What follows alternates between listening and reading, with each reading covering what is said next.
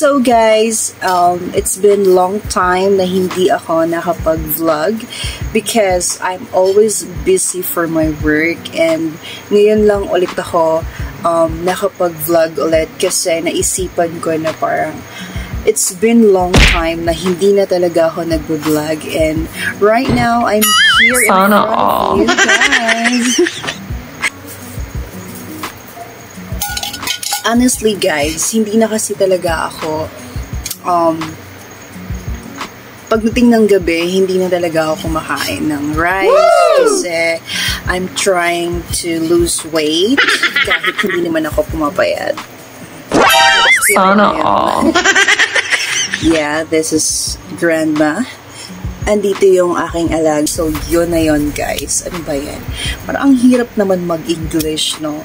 Pwede bang mag-Tagalog na lang tayo para hindi naman ako mahirapan kung ano sasabihin ko. So, guys, nag-vlog ako ngayon just because I just want to share you. Ito yung aking pinagdaanan habang nandito ako sa Taiwan as a caretaker or as a caregiver. First of all guys, nung nandun ako sa Pilipinas and nag-apply pa lang ako as a caretaker dito sa Taiwan, it's really hard for me to you have to do something para maging okay yung lahat ng papers mo bago nila i-process ang iyong visa. So that's the first struggle na nagkaroon ako ng problema sa aking papers. Then after that, nung naging okay na, tuloy-tuloy na until I already get my visa and my ticket to came here in Taiwan.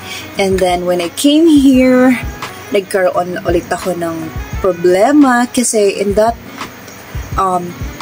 time kasi guys is kasagsagan yun guys ng COVID. So when I came here in Taiwan, I need to quarantine for 14 days. So when I came here again guys, nagstay ako sa isang hotel, and then I think that would be 14 days, and then before kami lumabas ng hotel, we need to take a COVID test if you are negative or positive.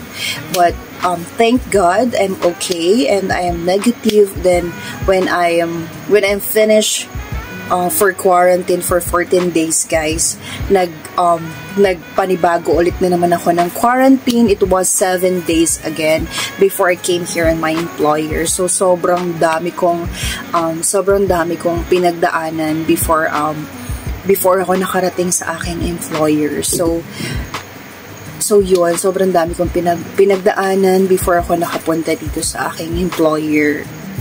Kaya akong ginawa yung vlog na to guys kasi maraming nagsasuggest sa akin na gumawa ka naman ng vlog kung paano ka nakapunta dito sa Taiwan. So yun guys, nung nag-quarantine ako ng 7 days that time, sobrang hirap kasi I'm always crying while I'm in quarantine. Nasa hotel ako, grabe, sobrang hirap pala ng ganito. Sabi ko na nandyan ka lang sa room ng 7 days at wala kang ibang ginagawa kundi nakahilata, kain. Kasi free food kasi kami nun every day. I think 3 times a day, morning, lunch, and evening. So yun, das medyo nakakatakot that time kasi pandemic nga, and you have to take care of yourself, especially kami guys kasi we need to take another swab test kung magpa-positive man kami or magne-negative.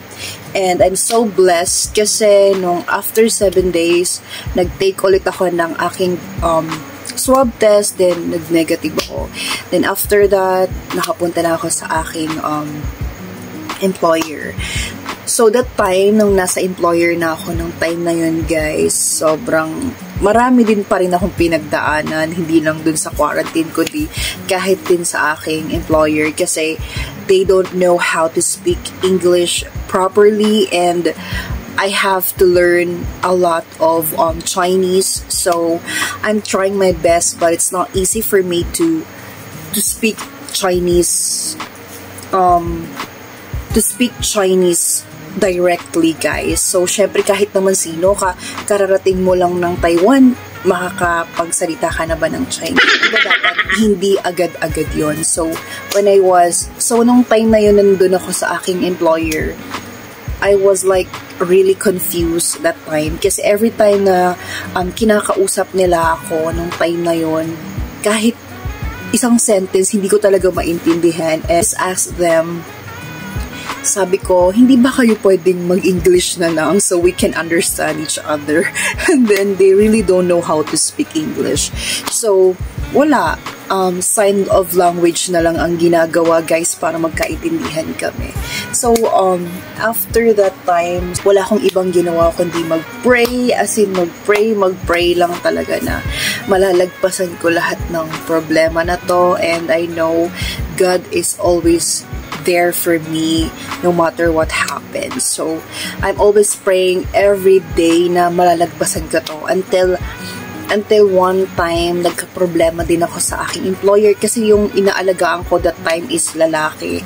And sobrang hirap niyang alagaan kasi bukod sa inaalagaan ko siya, nagkaroon din ako ng problema sa kanya kasi minamanyak niya ako. So, nag-try akong mag-complain or magpalit ng employer. So, thank God, nakapagpalit ako ng employer, and ito na yon, nandito na ngayon. Ito yung pangalawang employer ko, guys, at ito si Lola.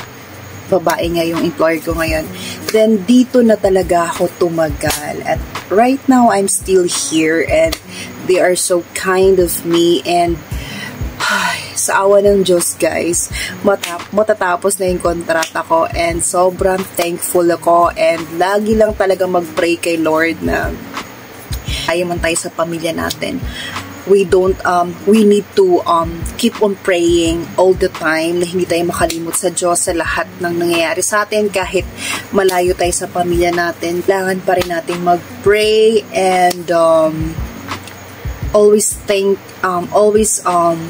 keep on praying, guys. And then lahat ng bagay malalagpasan natin. At right now, matatapos na ako.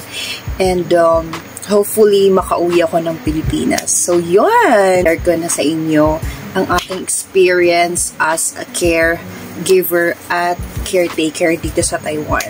So, guys, kung nagbabalak ka mang mag-apply dito sa Taiwan as a caregiver or a caretaker, you can send me by message or email. Ilalagay ko sa description box. You can talk to me, guys, kung gusto mong pumunta ng Taiwan.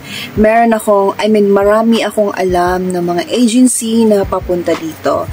And if you want to know about a caretaker or caregiver, marami akong mga vlog dito sa aking YouTube channel. You can watch my vlog if you want. So, thank you guys for watching my vlog.